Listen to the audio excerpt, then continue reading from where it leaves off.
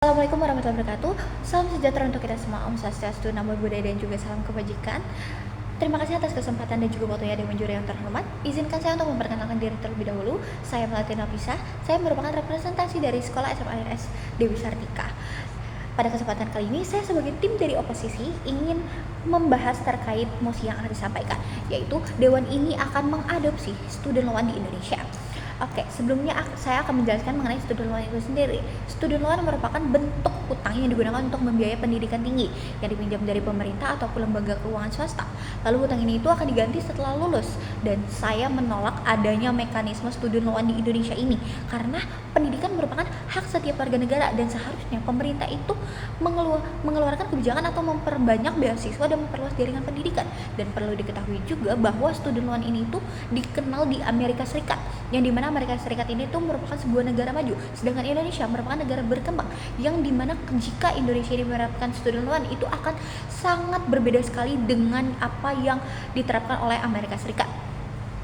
Saya menolak adanya penerapan student loan di Indonesia, dan saya akan memberikan beberapa argumen saya. Yang pertama, student loan akan memberikan risiko kepada anak-anak yang ingin berpendidikan tinggi dengan mempunyai hutang yang dalam waktu jangka panjang.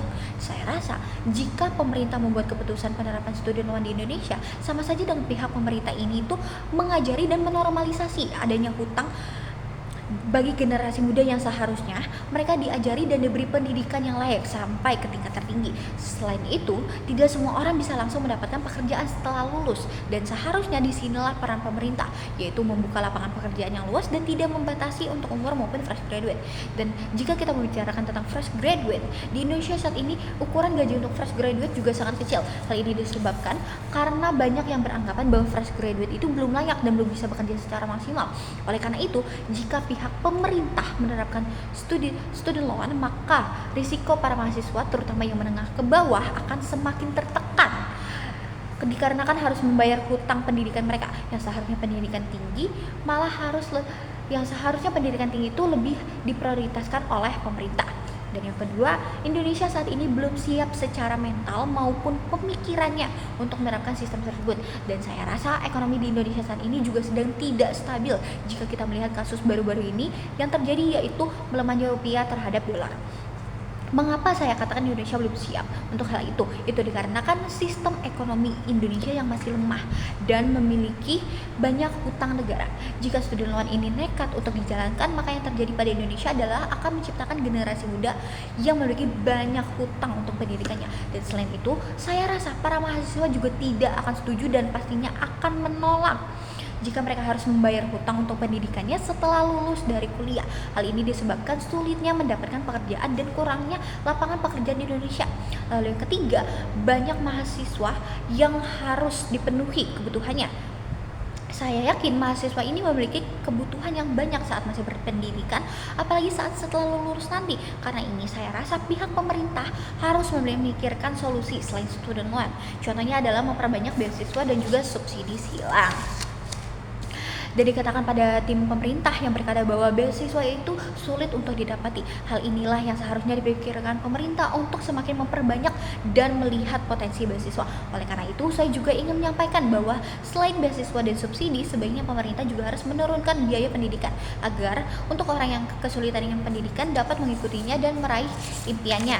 Kemudian, ketika mahasiswa ini lulus kuliah, mereka harus mencari pekerjaan yang sesuai dengan jurusan dan kemampuannya, serta bersaing dengan banyaknya orang yang ingin melamar juga.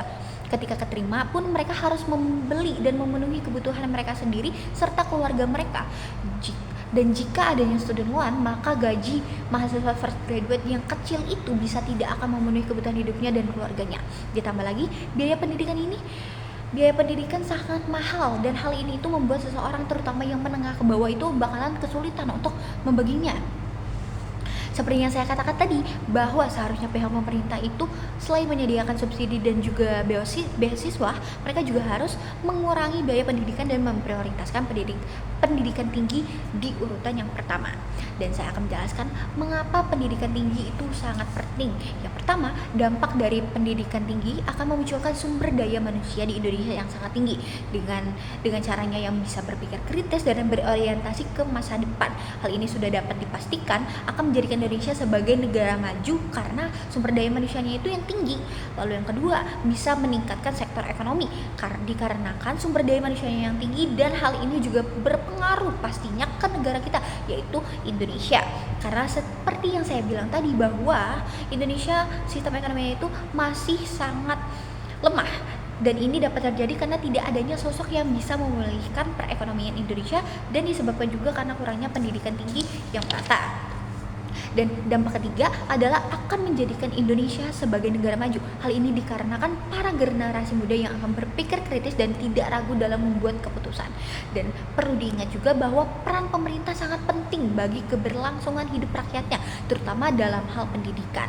Hal ini dapat dikatakan karena saya percaya bahwa pendidikan yang tinggi akan mendapatkan generasi muda yang matang secara pemikiran dan juga perilakunya. Dan saya rasa pula bahwa pendidikan bisa mengubah jalan hidup seseorang menjadi lebih berharga dan tinggi jika didukung secara penuh oleh pemerintah. Oleh karena itu, dengan tegas saya menolak adanya penerapan student loan di Indonesia karena akan banyak dampak negatif untuk mahasiswa, negara, dan juga generasi mendatang. Itu yang saya dapat sampaikan sebagai tim oposisi. Terima kasih.